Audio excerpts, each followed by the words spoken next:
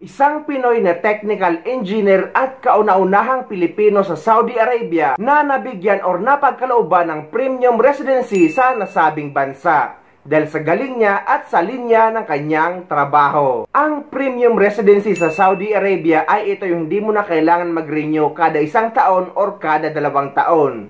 Dahil minimum 5 years mo ito kailangan i-renew at soon pwede mong i-apply ito bilang permanent residency. At ang kagandahan nito kapag uuwi si kabayan ay hindi na niya kailangan ng exit re-entry visa para makauwi sa Pilipinas at para makabalik sa Saudi.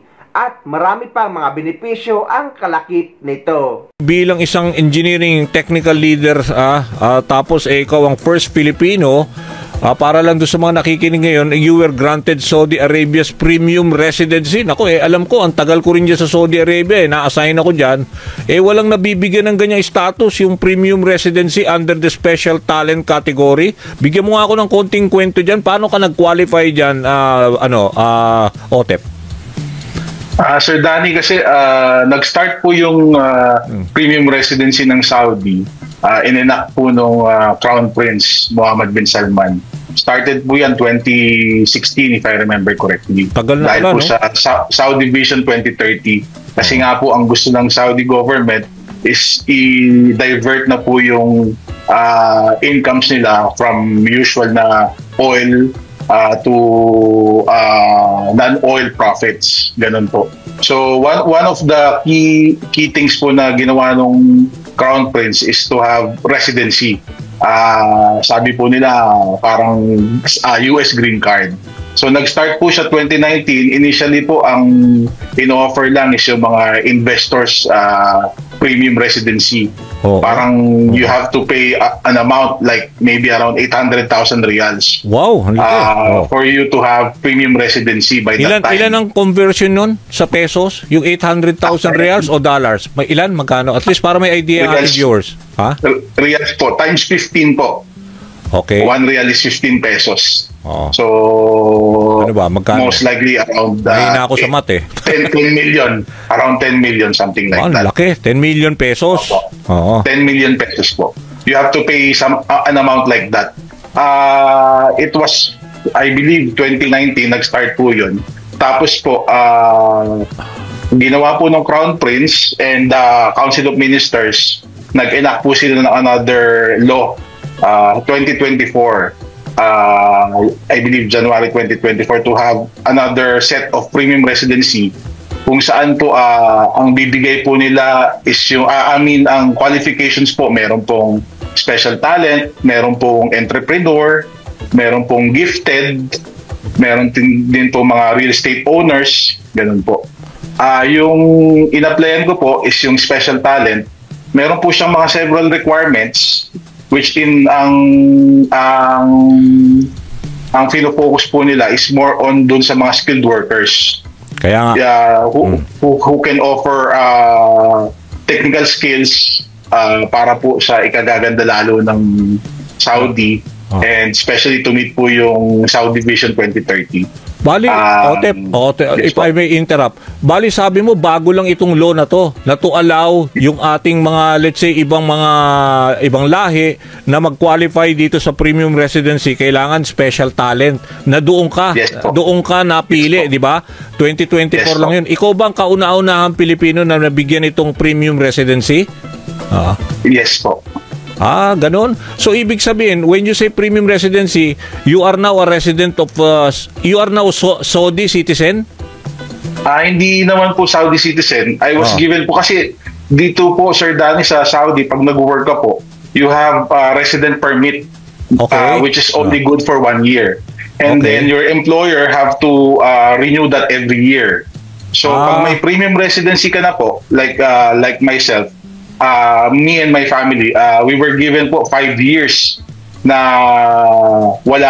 na entitled ka po sa lahat po ng almost all benefits po rin ng Saudi citizens. Ng citizen. Yes po. So only good for 5 years. Tapos po, you can renew it po later on or you can apply po for permanent residency. Depende po kung mag-qualify ka. Yes po. Ganon. Ibig sabihin kahit na hindi ka Saudi, Pwede kang maging Saudi citizen in the future kasi una muna 5 years at least, tapos including you and your family, pati family mo, dependents mo, kasama doon all the benefits that's given to the citizen ng Saudi Arabia. Tapos so bali pag ganyan ba you can also travel to other countries carrying that yung title? Oo. Yes po. Actually po, one of the benefits po nung premium residency, usually po ngayon yung mga kababayan natin or other foreign workers, pagka ilalabas ka po ng Saudi, kailangan mo po ng exit entry visa. Pero ngayon yan, po, pagka hindi premium na. resident, hindi na po kailangan. You can travel po, you can go out of the country without the exit entry visa, and then you can go back here na wala na po yun. Okay, kasi napaka-important. And at the same time, meron pong kasi expat workers po sa Saudi, meron pong binabayad na levy fee. Yun po yung ginawa before. So, we're paying like 400 riyals per head per month. Tapos, pagka may family ka, pati din po yung family mo. So, ngayon po, pagka premium resident ka, wala ka na pong i-pay na ganun. Bali One of the benefits po. Bali itong premium residency is parang equivalent to a green card holder in the US? Yes po. Ganon, yes, di ba? Okay. Yes po. And I believe the most important benefit po nung premium residency, kasi po ngayon, before, pagka halimbawa po, hindi po naging maganda yung career mo or you want to transfer to a different company, nakatali ka po kasi sa company mo So, pag yung company mo hindi ka gustong payagan na lumipat ng company, you have to exit po of the country, you have to exit of Saudi, and then you have to go back. Depende po yun. May mga companies po kasi hindi talaga pinapayagan na lumipat yung mga expat workers nila. Pag may premium residency ka na po, wala na po yun. Hindi ka na po kailangang magpaalam pa sa current employer mo kung lilipat ka ng ibang employer.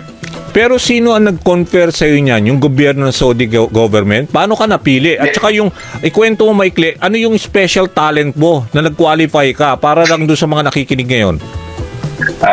Hindi naman po ako sumasayaw, pero... Hindi, siyempre, ito, pakita mo na, ano ba yung special talent that qualified you? Kasi napakaganda ng achievement na to, kasi ang dami kong kilala sa Saudi Arabia, siyempre, ang pangarap. Pero ikaw, you were able to attain itong premium residency na very hard to achieve, di ba? Yes po. Yung pag-apply, nag-apply po ako ng premium residency last year, 2024, when it was started. Siguro, kasi nag-start po siya January, siguro nag-apply po ako mga around September. One of the qualifications po is yung career mo, yung technical skills mo as well as yung career mo. And most importantly, if yung company mo will endorse you. So luckily, my company had endorsed me for the premium residency, as well as meron din pong requirement when it comes to financial aspect. Dapat po may ganito kang amount of your salary and as well as yung working experience. Dapat po around 15 years and above yung experience mo. Bali may endorsement yung kumpanya mo, di ba? Yes, before you will be considered. So yung batch ninyo, ikaw lang ang Pilipino, marami ba kayong na-confer ng ganyan premium residency? Sa company po kasi namin, ako lang po yung nag-iisang Pilipino Pero I'm not sa sure mga with iba, other companies. Okay. So, ano yung specifically natanggap mo? Meron bang mga cash reward dyan? Aside dun sa mga, let's say, yun na nga, yung status mo na napakagaling, no? Di na pwede kang balik-balik o lumipat ka na employer, walang problema. Kasi ano ka na, premium resident ka na ng Saudi. Yes po. Wala naman pong cash reward. We're wishing for that, pero wala naman pong cash reward yung company. Okay. So, bali, and actually po, kumbaga mas masaya yung company kasi they don't have to pay yung mga fees na binabayad namin. Usually kasi shouldered po yung company, so they will not be paying that anymore. So dapat mas happy sila. Pero bali, OTEP yung ano yung specific na line of work mo, yung ano yung job, pakikwento mo lang, ano yung nag-qualify sa'yo, kaya ka, di ba, napili ng kumpanya mo, what kind of work, para lang doon sa mga ma-aspire yung ating mga kasama. Alam ko naman, maraming magagaling na Pilipino, baka stepping stone din nila pag marinig nila yung kwento. What qualified you to get that prestigious na, yun na nga, yung premium residency? Oo. Okay. Yung tradecraft ko po I graduated po as a Bachelor's of Science in Electronics and Communications Engineering. Okay. And I have worked po sa Philippines for like 3 years, and then I started working here in Saudi. I've been an technical leader in Cisco, my company for 10 years now.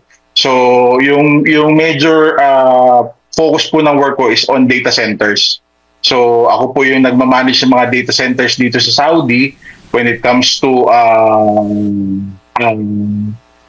what you call this, yung ibang customers ko, when it comes to banking, when it comes to education, yung mga data centers po nila ako po nagmamanage. Good. Nako, maraming salamat for sharing your story, Joseph, malaking bagay ito, yung achievement mo. Ito yung mga gusto nating showcase dito sa programa ng Prubian. Salamat. Maraming salamat po, Sir Danny, for the opportunity, and sana po nakapag-inspire po tayo ng mga marami na inspire.